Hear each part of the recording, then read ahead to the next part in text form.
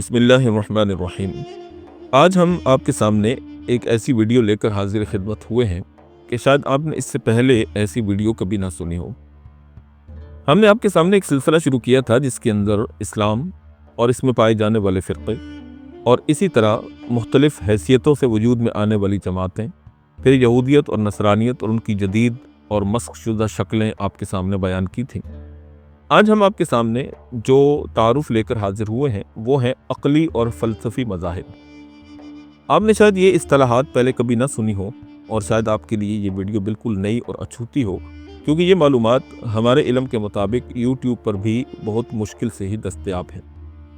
چنانچہ سب سے پہلے اگر فلسفی اور عقلی مذاہب کی بات کریں تو اس میں وحدت الوجود کا نمبر آتا ہے۔ یہ ایک فلسفی اور لادین مذہب ہے۔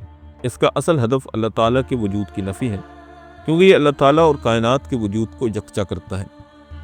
اسی طرح کچھ غالی صوفی بھی اس مذہب سے متاثر ہوتے ہیں۔ اس کے علاوہ یہ مذہب ہندوؤں اور یہود و نصارہ میں بھی پایا جاتا ہے، چونکہ وحدت الوجود کے عقیدے کے اعتبار سے خالق اور مخلوق ایک ہی چیز ہے، لہذا ثواب، عذاب، حساب اور ادیان کوئی معنی نہیں رکھتے۔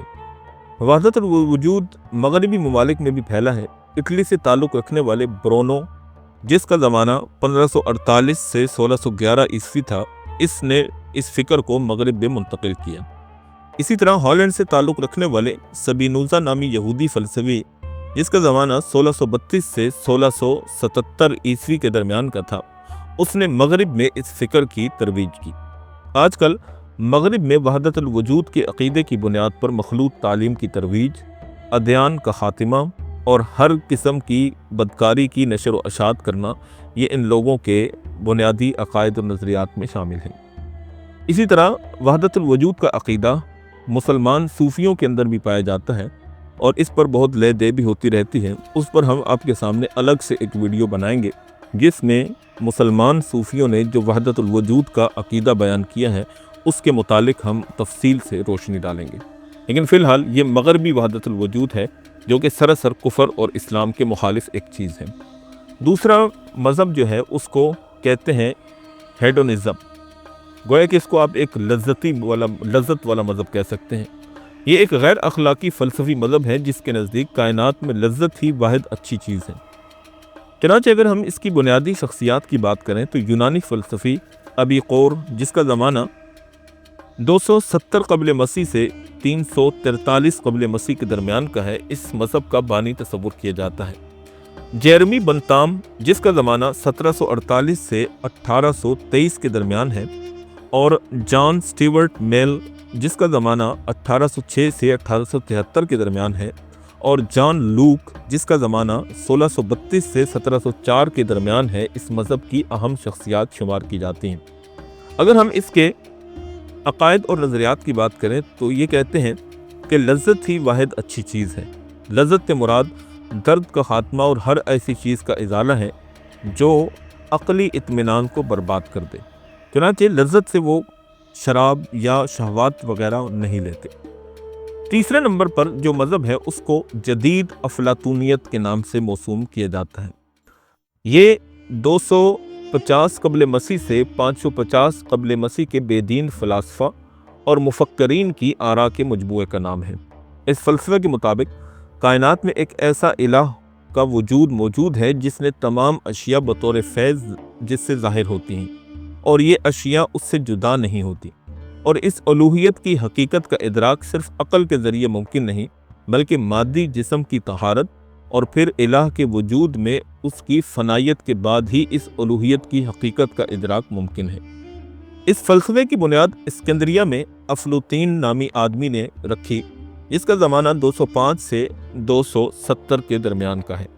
جدید افلاطونیت مختلف افکار، فلسفات، یہودی، نصرانی اور بت پرستانہ عقائد اور خرافات کی آمیزش سے وجود میں آئی ہے۔ بعد میں تصوف کے مختلف مکاتب فکر فیض کے سلسلے میں اس مذہب سے متاثر ہوئے۔ اگر ہم اس کے اثر و نفوذ کی بات کریں تو جدید افلاطونیت اسکندریہ، جو کہ مصر کا ایک شہر ہے اور انگلش میں اس کو الیگزینڈریا کہا جاتا ہے، وہاں پر وجود میں آئی، اور یورپی لاہوتی فکر اور اسلامی اور عیسائی صوفی فکر میں جا کر پھیل گئی۔ چوتھے نمبر پر عقلانیت، جس کو ریشنلزم کے نام سے موسوم کیا جاتا ہے۔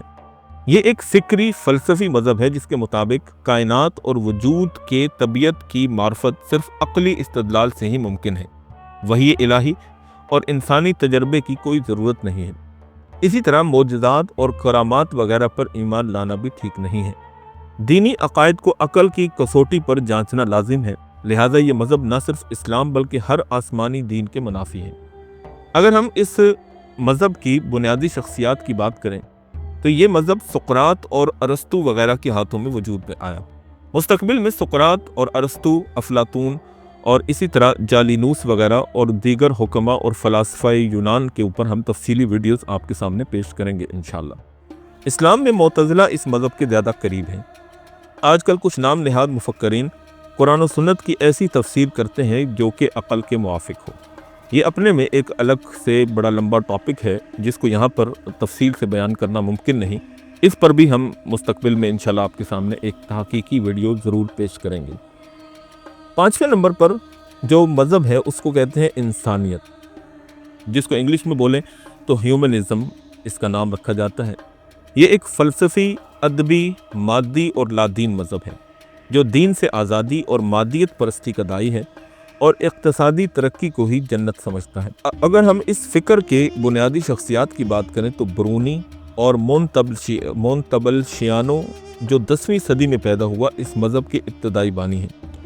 جان جاک روسو جس کا زمانہ 1712 سے 1778 کے درمیان ہے، اس کی کتابیں انسانی مذہب کا لبادہ اوڑے ہوئے ہیں۔ جرمن فلسفی کانٹ جس کا زمانہ 1724 سے 1804 کے درمیان ہے، اس مذہب کے حامل تھے۔ اگر ہم اس کے اثر و نفوذ کی بات کریں تو یہ مذہب یورپ، مشرق اور مغرب میں پھیلا ہوا ہے۔ موجودہ مغربی تہذیب و تمدن کی تمام برائیاں اسی مذہب کا ثمرہ ہیں۔ اس کے بعد اگر ہم بات کریں تو وہ ہے الحادی مذہب۔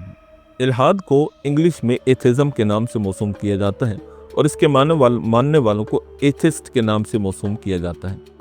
یہ ایک فلسفی مذہب ہے جو اللہ تعالیٰ کے وجود کے انکار کی بنیاد پر قائم ہے۔ اس مذہب کے پیروکاروں کے مطابق کائنات بغیر خالق کے پیدا ہوئی، مادہ ہی ازلی اور ابدی چیز ہے اور وہ بیک وقت خالق بھی ہے اور مخلوق بھی ہے۔ پوری دنیا اس مذہب سے متاثر ہے۔ اشتراکیت اور سیکولرزم اس مذہب کے داعی ہیں۔ عقلانیت یعنی ریشنلزم کے پیروکار اس مذہب کے حقیقی بانی ہیں جو آخرت کا انکار کرتے ہیں۔ اگر ہم الحادی مذہب کے پیروکاروں کی اخلاقی قدر کی بات کریں تو ان کے نزدیک اخلاقی اقدار، حق اور عدل کچھ بھی معنی نہیں رکھتے۔ اگر ہم اس کی بنیادی شخصیات کی بات کریں تو زمانے قدیم میں تو الحاد شاذ نادر ہی کہیں نظر آتا تھا، گویا کہ اس کا وجود ہی نہیں تھا۔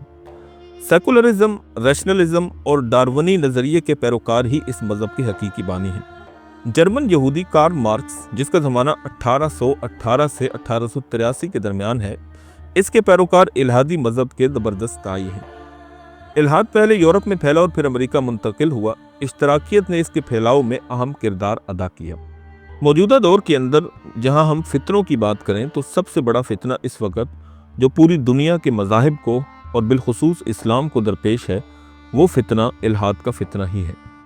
پاکستان سمیت پوری دنیا کے ہر ملک کو ہی اس الحادی فکر سے خطرہ لاحق ہے اور پوری دنیا کے اندر الحادی فکر کے مبلغین کبھی اسلام کا لبادہ اوڑھ کر، کبھی سائنس اور ریسرچ کا لبادہ اوڑھ کر اس مذاہب کے خلاف اور خاص طور پر اسلام اور اس کی تعلیمات پر انگلیاں اٹھانا، ان میں نقص نکالنا اور خدائی وجود کا انکار کرنا، اور اسی طرح نظریہ ارتقاء جس کو ڈارون کی تھیوری بھی کہا جاتا ہے، اس کو بنیاد بنا کر اسلام کے اور قرآن کے بیان کردہ حقائق کی تصدیق کرنا ان لوگوں کا بنیادی نظریہ اور بنیادی مقصد ہے۔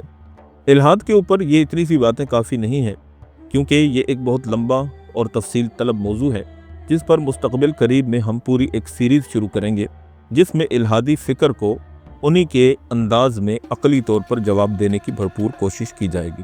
امید ہے کہ آپ ہمارے ساتھ جڑے رہیں گے تو آپ کو بہت کچھ دیکھنے کو اور سننے کو ملے گا اور آپ کے علم میں بھی اضافہ ہوگا۔ اس کے بعد ہم بات کرتے ہیں منفعت نامی مذہب کی۔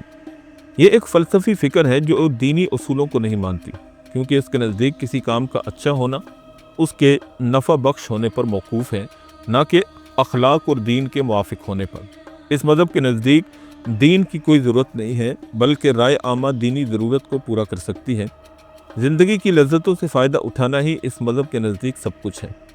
اگر ہم بات کریں تو اس کی بنیادی شخصیات میں جیری بینتام نام کا آدمی تھا جو کہ 1748 سے 1832 کے درمیان میں تھا، اور جان سٹیورٹ میل جو کہ 1806 سے 1873 کے درمیان تھا، اس مذہب کی اہم شخصیات مانی جاتی ہیں۔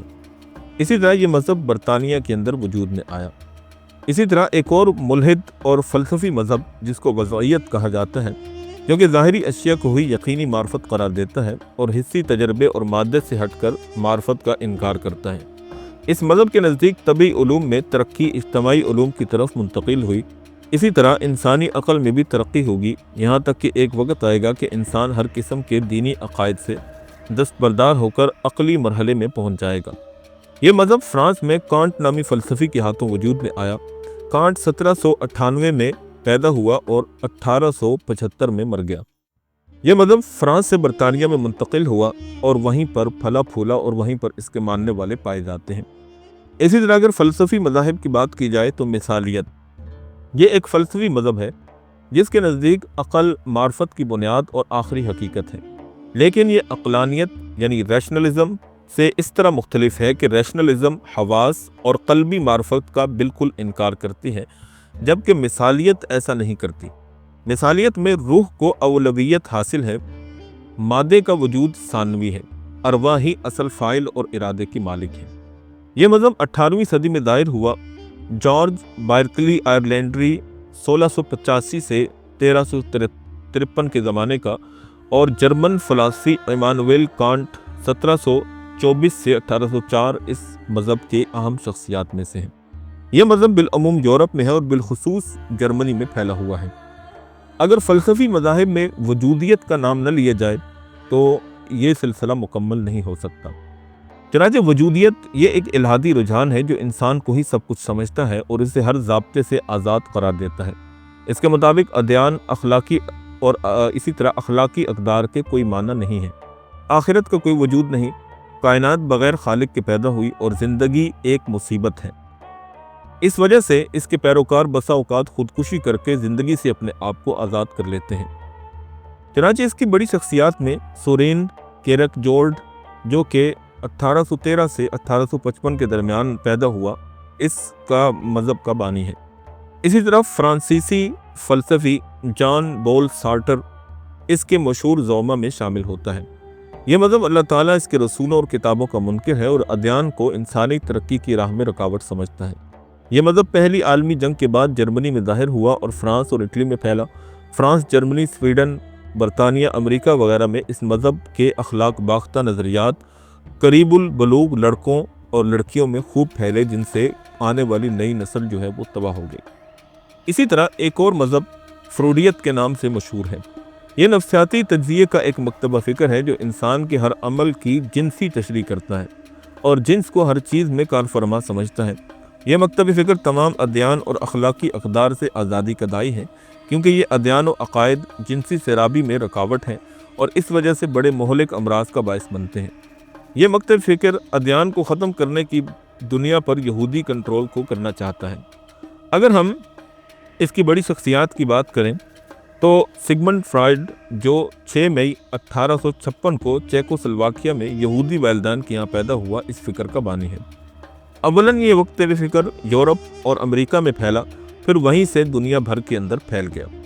اگر ہم بات کریں ایک فلسفی مذاہب کی تو ایک اور مذہب جس کو ذرائعیت کہا جاتا ہے، یہ ایک فلسفی نفعی مذہب ہے جس کے مطابق حقیقت انسانی تجربے میں پائی جاتی ہے، نہ کہ حقیقت سے دور فکر و نظر میں۔